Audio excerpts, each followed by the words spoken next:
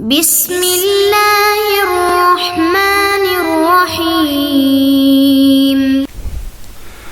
نحمده ونصلی علی رسولہ الکریم اما بعد بسم اللہ الرحمن الرحیم۔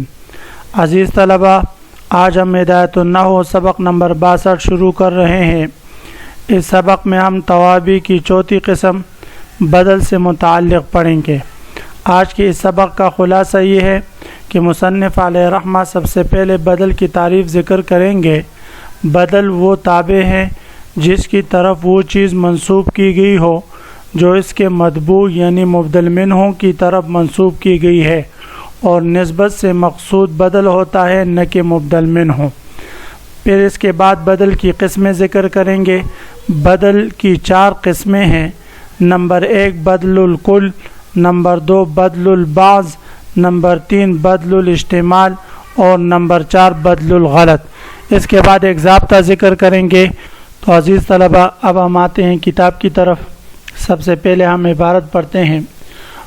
فصل البدل تابع ينسب إليه ما نسب إلى متبوعه وهو المقصود بالنسبة دون متبوعه، وأقسام البدل 4: بدل الكل من الكل وهو ما مدلوله مدلول المتبوع نحو جاءني زيد أخوك، وبدل البعض من الكل وهو ما مدلوله جزء مدلول المتبوع نحو ضربت زيدا رأسه، وبدل الاشتمال وهو ما مدلوله متعلق المتبوع نحو صلب زيد صوبه، وبدل الغلط وهو ما يذكر بعد الغلط نحو جاءني زيد جعفر ورأيت رجلا حمارا، والبدل إن كان نكرة من معرفة يجب نعته كقوله تعالى بالناصية الناصية كاذبة، ولا يجب ذلك في عكسه ولا في المتجانسين۔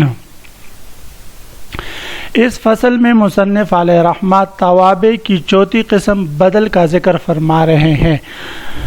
بدل کی تعریف مصنف علیہ رحمہ فرماتے ہیں: تابع ينسب الیہ ما نسب الی متبوعہ، بدل ایسا تابع ہے جس کی طرف نسبت کی گئی ہو ما اس چیز کی نسب الی متبوعہ جس کی نسبت اس کی متبوع کی طرف کی گئی ہو، وهو المقصود بالنسبت دون متبوعہ، اور بدل ہی نسبت سے مقصود ہوتا ہے دون متبوعہ، نہ کہ اس کا متبوع یعنی مبدل منہ ہو۔ تو بدل ایسا تابع جس کی طرف اس چیز کی نسبت کی گئی ہو جس کی نسبت اس کی متبوع کی طرف کی گئی ہوتی ہے۔ متبوع کو مبدل منہ کہتے ہیں اور تابع کو بدل کہا جاتا ہے۔ واقسام البدل 4: بدل کی 4 قسمیں ہیں۔ پہلی قسم بدل الکل من الکل۔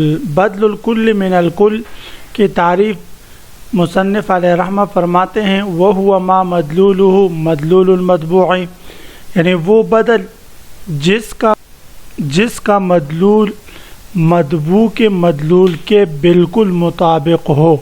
وَهُوَ مَا مَدْلُولُهُ، وہ بدل جس کا مقصود مدلول المتبوع، متبوع کے مدلول اور مقصود کے مطابق ہو، یعنی جو مقصد متبوع کے مدلول کا ہو وہی مقصد تابع کے مدلول کا بھی ہو۔ جیسے جاءنی زید اخوک، یعنی دونوں کا مدلول اور مقصود ایک ہی ہو۔ جیسے میں کہتا ہوں جاءنی زید اخوک، تو سب سے پہلے اس جملے کی ترکیب کرتے ہیں: جاء فعل، نون وقاء یا ضمیر متکلم مفعول به، زید مبدل منہ، اخو مرکب اضافی بدل مضاف کاف ضمیر مضاف الیہ، مضاف الیہ مل کر یہ بدل ہے، مبدل منہ بدل مل کر یہ جاء کے لیے فاعل ہے۔ تو اب یہاں پر زیدن آیا میرے پاس زید یعنی تمہارا بھائی، تو اب زید کا مدلول بھی ایک ہے، اخو کا تمہارا بھائی، اور اخو کا مدلول بھی ایک ہے، تو دونوں کا مقصود ایک ہی ہے۔ وبدل البعض من الکل، دوسری قسم بدل کی ہے وہ بدل البعض من الکل ہے۔ بدل البعض من الکل وهو ما مدلوله جزء مدلول المتبوع، بدل البعض من الکل وہ بدل ہے جس کا مدلول متبوع کے مدلول کا جز ہو، یعنی جس کا مدلول مدبو کے مدلول کا کل تو نہ ہو لیکن جز ہو. جیسے میں کہتا ہوں ضربت زیدن رأسہ، مارا میں نے زید کو یعنی اس کے سر پر، تو اب یہاں پر ضربت فعل فاعل زیدن مفعول بھی مبدل منہ، رأسہ مرکب اضافی سے بدل، مبدل منہ بدل مل کر یہ ضربت کے لیے مفعول بھی ہے. تو اب زیدن یہ مبدل منہ ہے، اس کا مدلول زید کا کل بدن ہے، اور رأسہ جو بدل ہے تو اس کا جو مدلول ہے وہ مبدل منہ یعنی مدبو کا ایک جز ہے، پورا بدن نہیں. تو یہی مطلب ہے بدل البعض من الکل، بدل البعض من الکل کا، کہ مدبو کے بدل کا مقصود اور مدلول وہ مدبو کے مدلول کا جز ہو، کل نہ ہو.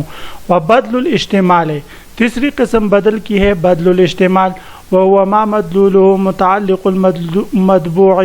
بدل الاجتمال وہ بدل ہے جس کا مقصود اور مدلول مطبوع کا متعلق ہو، یعنی جس کا مدلول نہ تو مبدل من ہو یعنی مطبوع کا کل ہو، نہ جز ہو بلکہ اس کا کوئی متعلق ہو. جس کا مدلول اور مقصود متعلق المطبوع، مطبوع کا کوئی متعلق ہو، نہ کل ہو اور نہ جز ہو. جیسے صلب زید صوبہ، صلب فعل زیدن مبدل منہ، صوب مرکب اضافی سے بدل، مبدل منہ بدل مل کر یہ نائب فاعل ہے صلب کے لیے.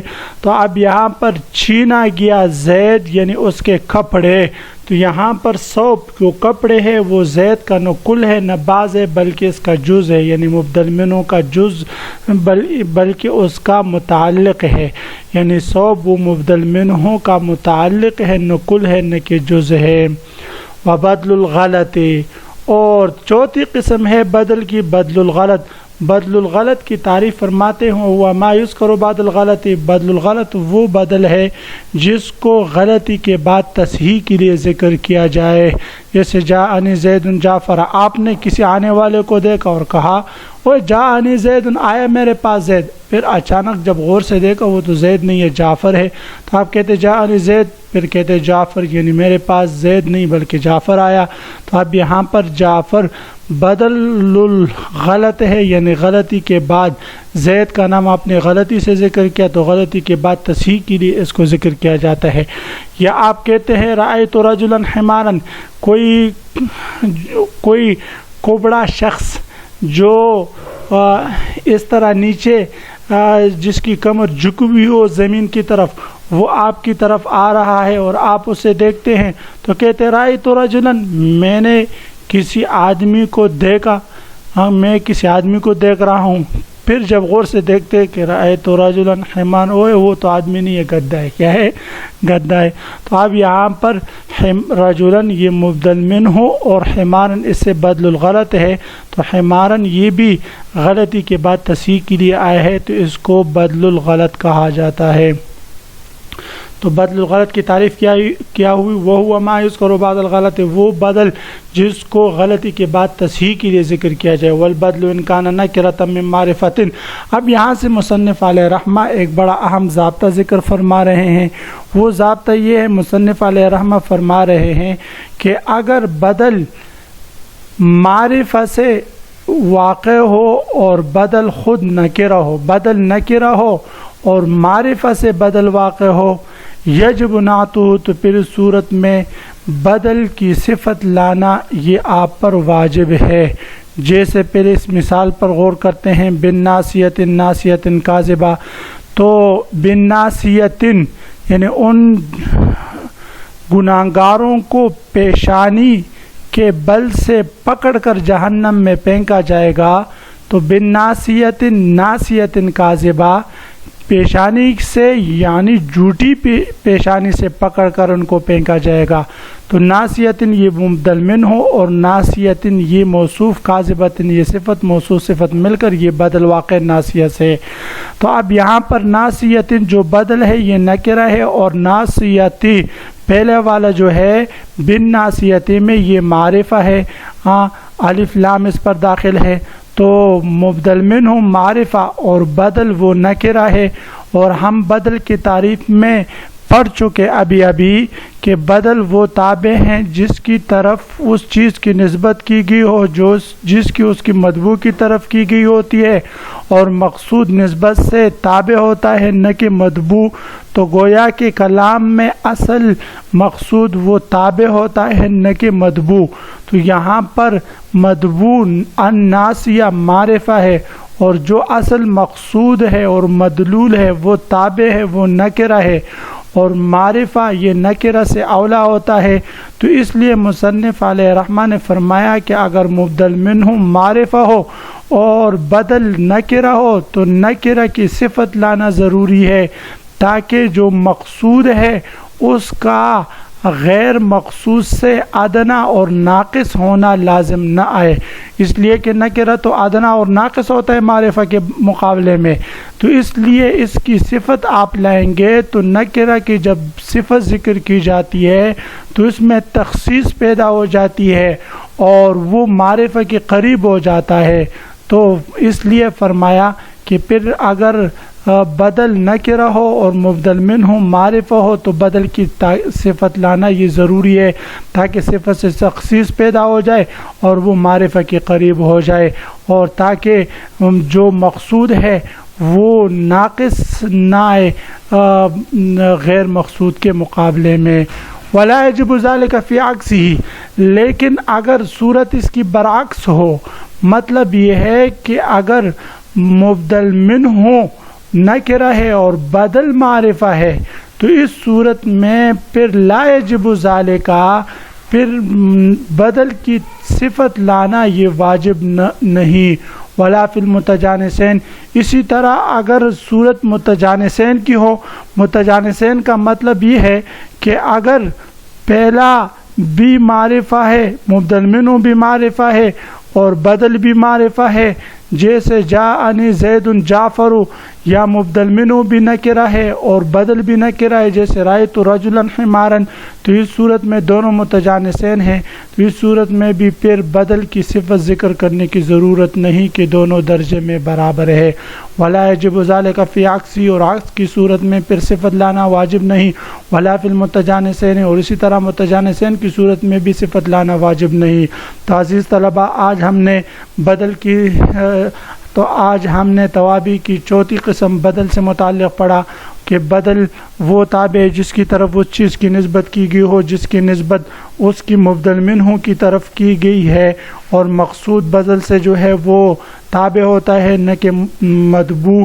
اور پھر ہم نے پڑھا کہ بدل کی 4 قسمیں ہیں: بدل الکل، بدل البعض، بدل الاشتمال اور بدل الغلط، اور آخر میں ہم نے ایک ضابطہ پڑھا۔ تو کل انشاءاللہ عزیز طلبہ آپ حضرات بدل کی تعریف اور بدل کی 4 قسمیں مجھے زبانی سنائیں گے۔ وآخر دعوانا ان الحمد للہ رب العالمین۔